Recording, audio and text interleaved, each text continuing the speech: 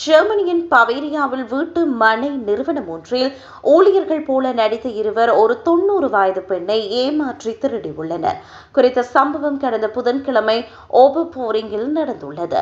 இதன்போது சந்தேக நபர்கள் இருவரும் வயதான பெண்ணின் வீட்டிற்குள் ஏதோ ஒன்றை சரிபார்க்க வேண்டும் என கூறியுள்ளனர்.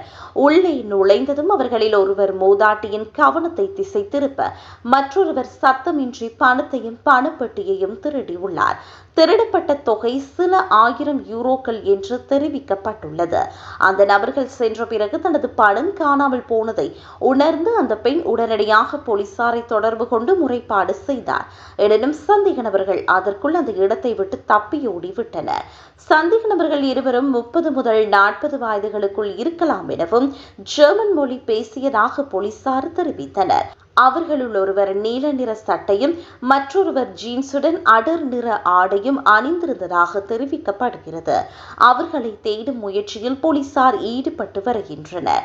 இந்நிலையில் அடையாளம் தெரியாத நபர்களை தாங்கள் வீடுகளுக்குள் அனுமதிக்கும் முன்னர் எச்சரிக்கையாக இருக்குமாறு போலீசார் கேட்டுக் கொண்டுள்ளனர்.